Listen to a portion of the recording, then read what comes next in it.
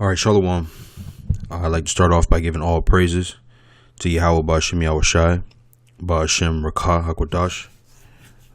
Double honors to the elder apostles, the GMS who rule well. And also honor and salutations to those of you who are of the hopeful elect, who are out there teaching the word in sincerity and truth. All right, so today I wanted to talk about reincarnation. Was just kind of a response to what Elder Apostle Ramlab and Elder Apostle Gabar did over the last couple of days regarding the topic. Like the Elder Apostles have said, you know, reincarnation is a very simple principle. It's not much to it. It's just that, you know, if you don't have the eye salve, as the scriptures say, if you're not blessed with spiritual understanding, matter of fact, if you're not blessed with spiritual understanding, you're not going to be able to understand these things. Okay. I think it's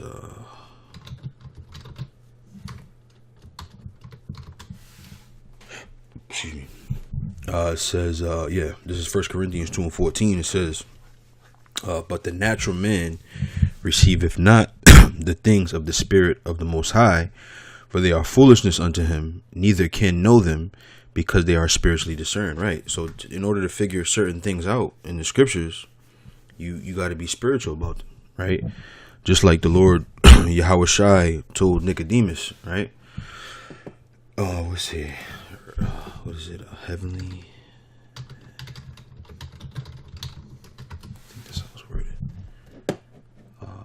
Yeah, here it is right here. Let me go up in there just in case there's something in there. Excuse me. So this, I'll start at 10. This is John 3:10. It says, and Yahushua answered and said unto him, art thou a master of Israel, and knowest not these things? Verily, verily, I say unto thee, we speak that we do know, and testify that we have seen, and ye receive not our witness. If I have told you earthly things, and ye believe not, how shall ye believe if I tell you heavenly things? Right. So a lot of these things that we teach are heavenly things, are spiritual things. And if you're not spiritual, if you're not blessed with the spiritual eye salve to see these things, you're not going to be able to understand the scriptures. The understanding of the scriptures is a gift. And these our enemies, if you will, they look at it because they don't understand it as if we're crazy or if we're going off, but you weren't blessed with the spirit to be able to understand these things. And in this particular chapter, John, the third chapter, he was telling him about being born again, right? And in this sense, being born again meant, you know, to change your life, you know, shed off the old man, all the old things that you've known in your life, and become like a child and start afresh and start anew under the spirit of Yahweh Ba'Shem Yahweh Shai, right? And Nicodemus couldn't understand that principle of being born again. You know, he thought the Lord was saying, okay, you're gonna take a grown man and put him back in his mother's womb so he can be born again. So he wasn't being spiritual, and likewise, our enemies are not being spiritual when it comes to the topic of reincarnation. All right, so I was watching this video here that the Elder Apostle did. I watched it this morning on the way to work, and I listened to it this morning on the way to work, and the Elder Apostle Gabar he put this show together, and I love the way he did it.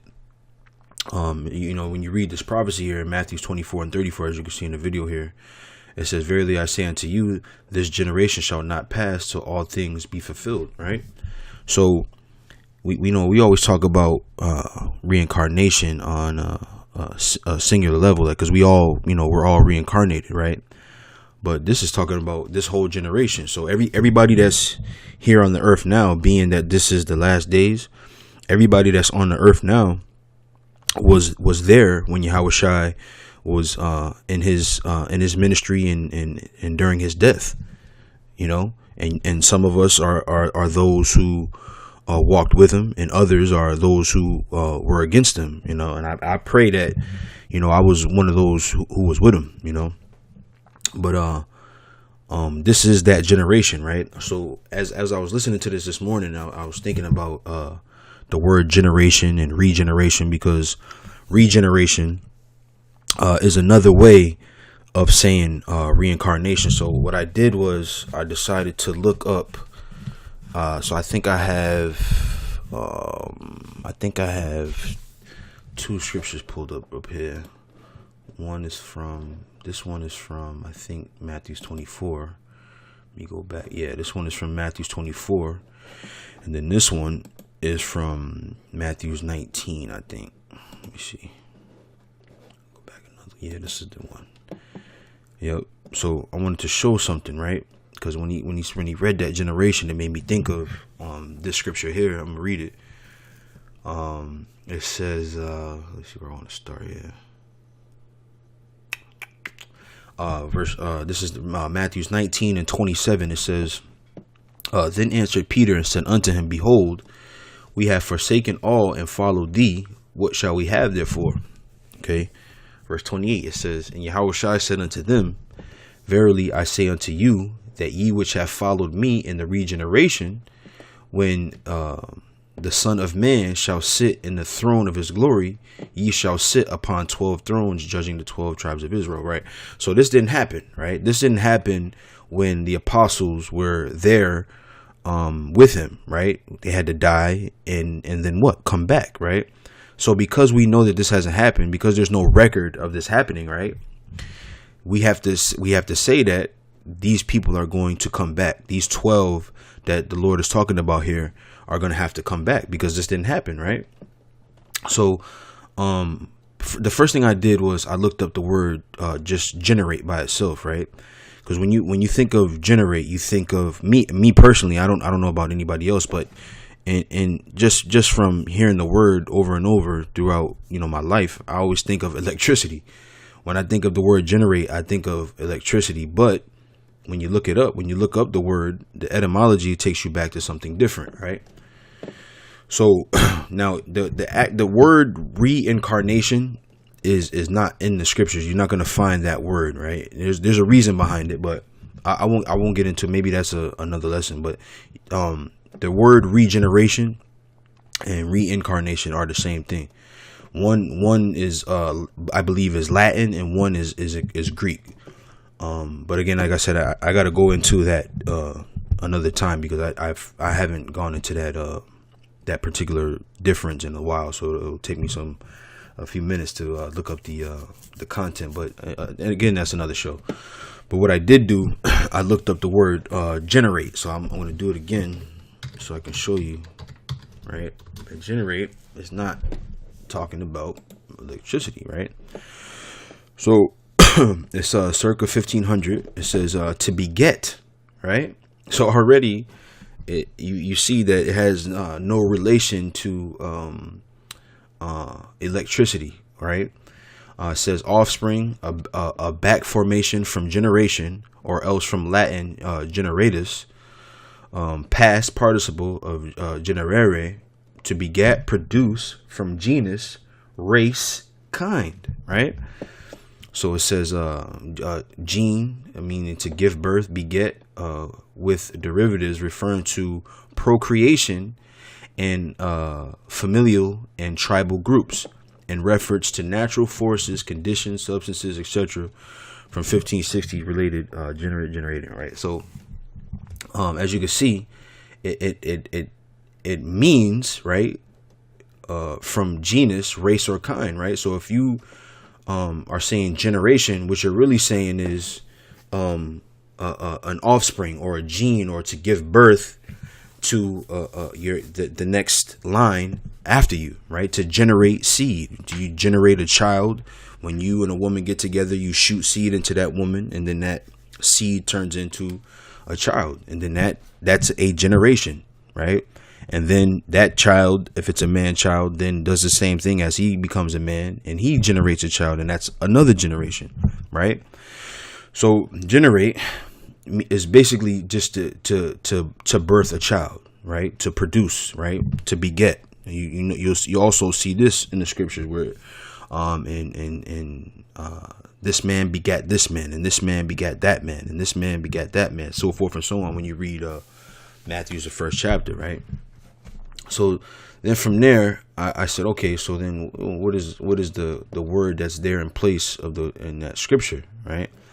So again, when you go to Matthew's 24 and 34, and I looked up this word generation here, okay, and you got the word Genea or Genea. Let me play it so I can say it right. Strong's G 1074. Genea. Genea. Okay. Genea, right? So if you look here, right, it says fathered, okay, birth, nativity, right? Sounds a lot like when you go to the etymology of the word generation or generate, right? Excuse me. It says that which has been begotten, men of the same stock and family. See, the several ranks of natural descent. Right. Right. It says the successive members of a genealogy. Right. You see that word gene is in there again. Right. And that's when you have seed. Right. When you shoot seed into a woman, what are you passing on to that seed? Your genes. Right. Okay. It says metaphorically a group of men very like each other in endowments, pursuits, and character, especially in a bad sense, a perverse nation. The whole multitude of men living at the same time, and age, example given, the time ordinarily occupied, be each successive generation, a space of 30 to 33 years. Okay, so as you can see, that's what that's talking about, right? So now let's go to the other scripture here that talks about regeneration, right? So let's see. Let me find it. Which one? This one right here. So let's go into the tools here and go into this word regeneration, right? So already when you look at it in the Greek, right, you see that word gene in there. You see it? Gene, right? Which is this part right here. Let me highlight it. Which is this part right here. Okay. Gene, right? And if you go in here, okay, I want to show you something, okay? So it says a new birth, reproduction, renewal, recreation, regeneration, okay? Hence, renovation, regeneration, the production of new life consecrated to the Most High, a radical change of mind for the better, right?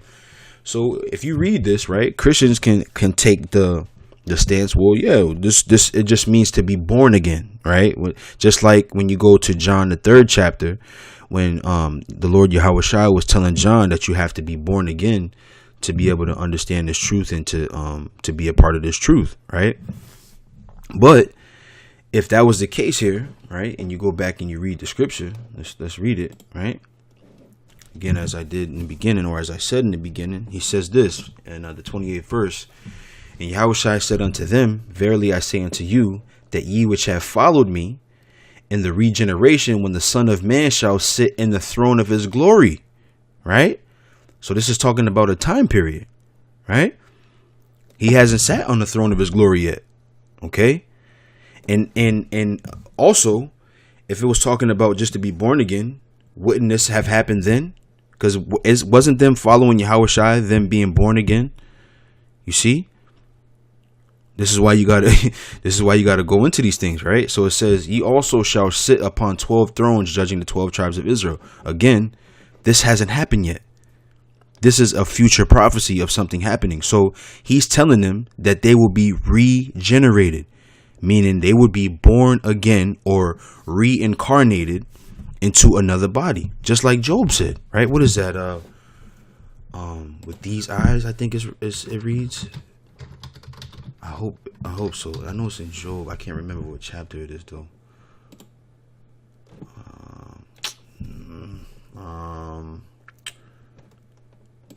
I think the worms devour this body, something like that. Let me see. Job 75. My flesh is clothed with worms and clouds. And though after my here it go right here. Bam. Bam. Let me see. Okay. I'll start at 25. It's Job 19 and 25. It says, "For I know that my Redeemer liveth, and that he shall stand at the latter day upon the earth." Right? So he's saying at the latter day. Now, either Job is thousands of years old, or this means that he was going to come back. Okay? It says, "And though after my skin worms destroy this body, yet in my flesh shall I see the Most High." You see? So in other words, he was going to come back in another flesh. You see? It says, "Whom I shall see for myself, and mine eyes shall behold, and not another, though my reins be consumed within me." You see? So Job is saying that when he comes back, when he returns, that when he returns, he's going to see the Lord with his own eyes. You see? So it's I said, it's a very simple principle, a very simple concept. I just want to go back, make sure I didn't miss anything. Let's see. I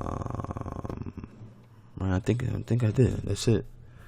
All right. So yeah, the word when you're not going to see the word reincarnation, right? But that's the word we use, but it means the same thing, right?